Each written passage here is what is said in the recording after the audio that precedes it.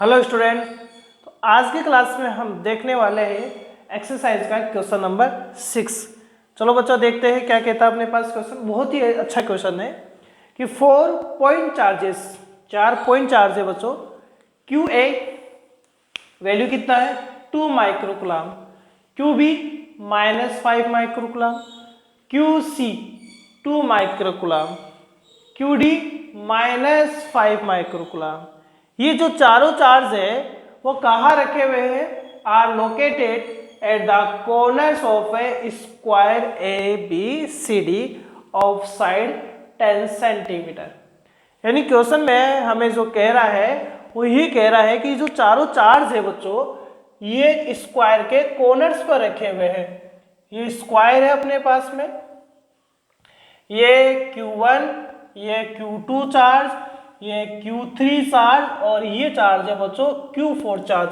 ऐसे अपने पास ये 4 चार्जेस है और ये जो बच्चों 4 चार्जेस अपने पास है ये कहाँ रखे हुए? कॉर्नर्स पर रखे हुए हैं, स्क्वायर के कॉर्नर पर रखे हुए हैं। इसका जो साइड आपको दे रखा है वो 10 सेंटीमीटर गिवन है अपने पास में। कितना गिवन है बच्चों? 10 सेंटीमीटर गिवन है। अब Q1 का वैल्यू कितना है? तो ये है 2 माइक्रोकुलाम। मैं मान लेता हूं ये A पॉइंट आपके पास है, A है।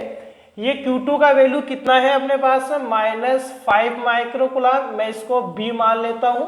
ये कितना है? ये भी 2 माइक्रोकुलाम, इसको C मान लेते हैं। ये है अपने पास -5 माइक्रोकुलाम, ठीक है। और ये हम इसको D पॉइंट मान लेते हैं। आपको दिखाई दे रहा है बच्चों? ठीक है, ये अब ओके है। ये अपने पास में ये कंडीशंस दी हुई है। आगे आपसे ये कह रहा है कि what is the force. Force आपसे पूछा गया है on A charge of 1 microcoulomb. 1 microcoulomb charge पर फोर्स पूछा गया। 1 माइक्रोकुलाम का पोजीशन क्या है? ये कहाँ रखा हुआ है? सेंटर पर रखा हुआ है स्क्वायर के। तो ये स्क्वायर का सेंटर, तो ये डायगोनल बना देते हैं हम। ये स्क्वायर का सेंटर अपने पास हो चुका है और इस सेंटर पे कितना चार्ज रखा हुआ बच्चों? 1 माइक्रोकुलाम चार्ज रखा हुआ है। अब हम इस सेंटर पर ये देखें, ये सेंटर को मैं मान लेता हूं O है। तो बच्चों यहाँ एक बात आपको देखनी पड़ेगी, इस सेंटर O पर यदि फोर्स लग रहा है तो कौन कौन सा चार्ज इस सेंटर O पर फोर्स अप्लाई कर रहा है? तो इस सेंटर O पर बच्चों A मतलब Q1 भी फोर्स अप्लाई करेगा। कैसा नेचर रखेगा? तो रिपल्सन रखेगा। Q2 भी अप्लाई करेगा। कैसा नेचर रखेगा? ये नेगेटिव पॉजिटिव तो अट्रैक्शन नेचर रखेगा। इसी तरीके से QC यानी Q3 भी अप्लाई कर रहा है, Q4 भी यहाँ अप्लाई किया जा रहा है। मैंने QA को बच्चों Q1 मान लिया है, QB को Q2 मान लिया है, QC को Q3 मान लिया और QD को मैंने Q4 मान लिया है। तो ये चारों जो चार्जेस है 1 2 3 4 चारों चार्जेस सेंटर पर फोर्स लगाएंगे और यदि वो सेंटर पर बच्चों फोर्स लगा रहे हैं तो टोटल फोर्स निकालने के लिए हमें डायरेक्शन का रूल या बहुत इंपॉर्टेंट हो जाता है, क्योंकि विदाउट डायरेक्शन के आप रिजल्टेंट कैलकुलेशन नहीं कर पाएंगे, रिजल्टेंट फोर्स नहीं फाइंड कर पाएंगे। तो सबसे पहले यह मैग्नीट्यूड फाइंड कर रहे हैं हम। तो यह मैग्नीट्यूड फाइंड करने के लिए बच्चों हमें जो डिस्टेंस पता करनी होगी, जैसे यह साफ कर देते हैं एक बार अब इसका। हमें जो डिस्टेंस पता करनी होगी कौन कौन से पॉइंट से बच्चों? A पॉइंट से, B पॉइंट से, C पॉइंट से, D पॉइंट से। वो कहाँ तक की पता करनी होगी? O पॉइंट तक की, क्योंकि O पॉइंट पर ही कौन रखा हुआ है? 1 माइक्रोकुलाम चार्ज रखा हुआ है। तो यहाँ हम बात करें कि AC इक्वल क्या होगा बच्चों? BD होगा। ये जो डायगोनल अपने पास है, कौन सा डायगोनल? 2 डायगोनल अपने पास है, एक A से लेकर C तक और B से लेकर D तक। दोनों क्या होंगे? सेम साइड के होंगे, मतलब दोनों का अपने पास में साइड सेम होगा। कितना होगा? ये √2 होगा। किसका बच्चों? साइड का। जो भी साइड इस स्क्वायर की होगी, यानी स्क्वायर के जो डायगोनल अपने पास होते हैं, स्क्वायर के यहाँ 2 डायगोनल दिख रहे,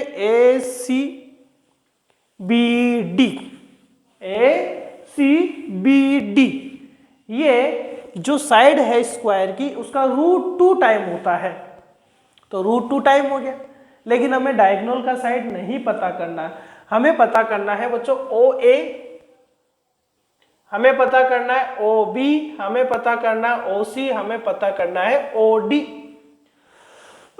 यानी हमें मिड पॉइंट से देखना है OA, OB, OC, OD हमें फाइंड करना है।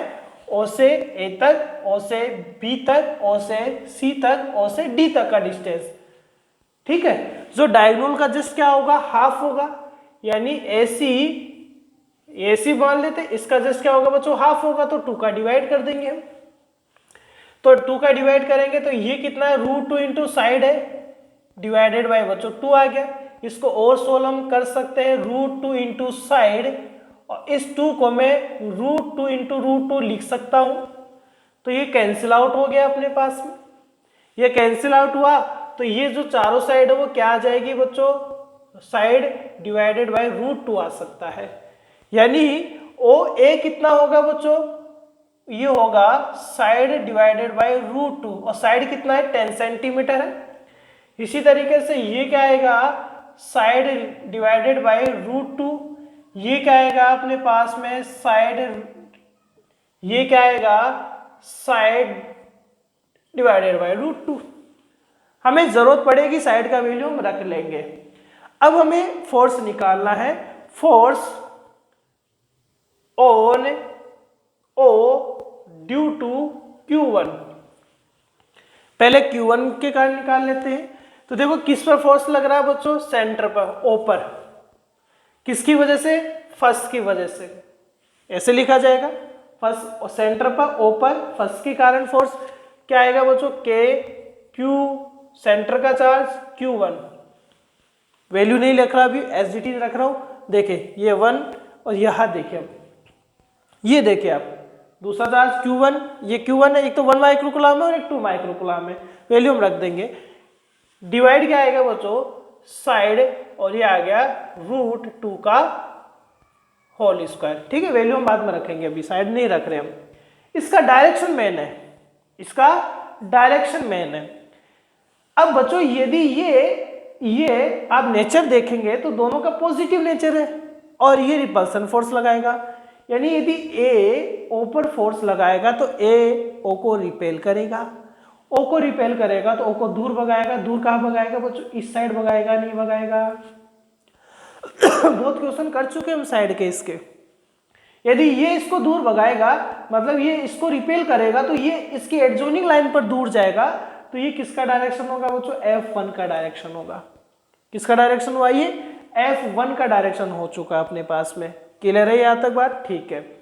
अब हम बात करें F1 का मतलब F ये वाला, ठीक है, हमने इसको F1 मान लिया, ये लो F1 ही लिख देते हैं। इसी तरीके से फोर्स ऑन O किसकी वजह से, Q2 की वजह से, क्या आएगा बच्चों, F, ये क्या आएगा K Q0 Q2। एक चार्ज कौन है, 1 माइक्रोकूलम, तो इसको मैं QO लिख रहा हूं, ये Q2 हम लिख दिए, इसको QO मान रखा है, ठीक है। डिस्टेंस क्या आएगी, साइड डिवाइडेड बाय √2 का होल स्क्वायर, इक्वेशन ये फर्स्ट। इसको मैं कितना फोर्स मान लेता हूं, F2 फोर्स मान लेते हैं हम।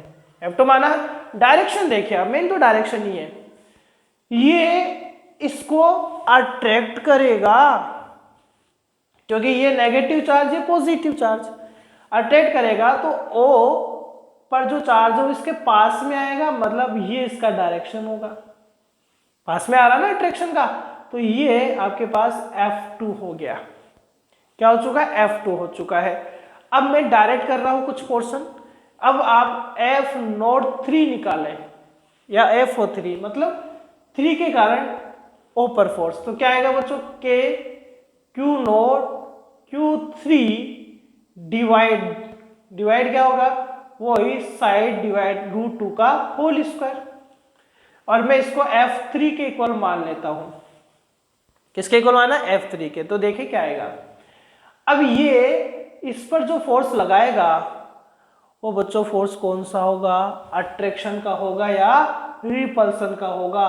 तो देखो बच्चों ये कैसा चार्ज है, पॉजिटिव चार्ज है, ये पॉजिटिव चार्ज है, फोर्स कैसा होगा, रिपल्सन का। तो ये इस पर फोर्स लगाएगा तो इसको इधर दूर भेजेगा, तो ये क्या हो गया बच्चों, F3 हो गया।